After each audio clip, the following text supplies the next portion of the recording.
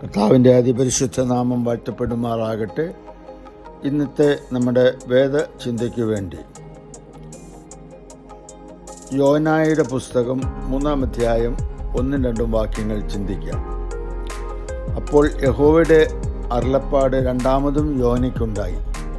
നീ എഴുന്നേറ്റ് ആ വലിയ നഗരമായ നിനവയിലേക്ക് പോയി ഞാൻ നിന്നോട് കൽപ്പിക്കുന്ന വചനം അവിടെ പ്രസംഗിക്കുക. കരുണയിൽ സമ്പന്നനായ ദൈവമെന്ന് വേദപുസ്തകം പറയുന്നു. ദൈവത്തിന് കരുണയുടെ വലിയൊരു ശേഖരമുണ്ട് എന്ന് പറയുന്നതിന് പകരം അവിടുത്തെ കരുണയുടെ ആധിക്യം വെളിപ്പെടുത്താനാണ് സമ്പന്നൻ എന്ന വാക്ക് ഉപയോഗിച്ചിരിക്കുന്നത്.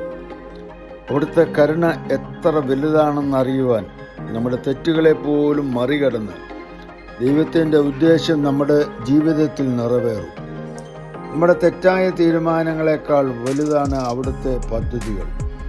ഇതിന് ഉദാഹരണമാണ് യോനയുടെ ഈ ചരിത്രം.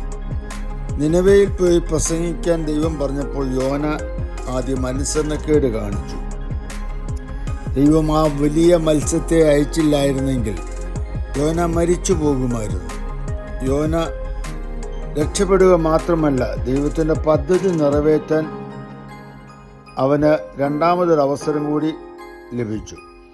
ദൈവം എത്ര ദയയുള്ളവനാണെന്നറിയുവാൻ അവിടുന്ന് നമ്മുടെ ജീവിതത്തിനായി ഒരുക്കിയ പദ്ധതികൾ നിറവേറ്റുക മാത്രമല്ല, നാം തെറ്റായ വഴിയിൽ പോകുമ്പോൾ നമ്മെ രക്ഷിപ്പാൻ മുൻകൂട്ടി ഒരു മാർഗം അവിടുന്ന് ഒരുക്കി വച്ചിട്ടുണ്ട്.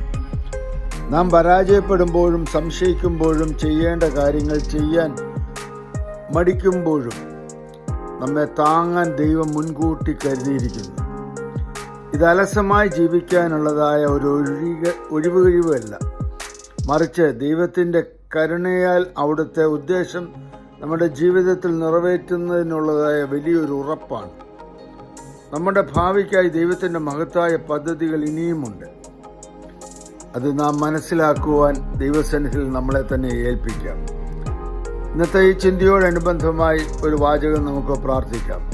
പിതാവായ ദൈവമേ, ഞാൻ തെറ്റുകൾ വരുത്തുകയും കാര്യങ്ങൾ വഷളാക്കുകയും ചെയ്യുമ്പോൾ കഷ്ടം, നിനക്ക് കിട്ടിയ അവസരം നീ കളഞ്ഞു, ഇനി നീ സ്വന്തം വഴിക്ക് പൊയ്ക്കോ എന്ന് അങ്ങ് പറയാത്തതിന് നന്നായി. നന്ദിയുണ്ട് കർത്താവേ. എന്നെ പൊതിയുന്നതും എനിക്ക് രണ്ടാമതൊരു അവസരം നൽകുന്നതും എന്നെ സംരക്ഷിക്കുന്നതുമായ അവിടുത്തെ കരുണയ്ക്കായി നന്ദി. എൻ്റെ ജീവിതത്തിൻ്റെ അവിടുത്തെ ഉദ്ദേശം അങ്ങ് നിറവേറ്റുമെന്ന് ഞാൻ വിശ്വസിക്കുന്നു. അങ്ങയുടെ നാമത്തിൽ അപേക്ഷിക്കുന്നു, കൃപ തോന്നി കേൾക്കുമാറാകണമേ. ആമേൻ.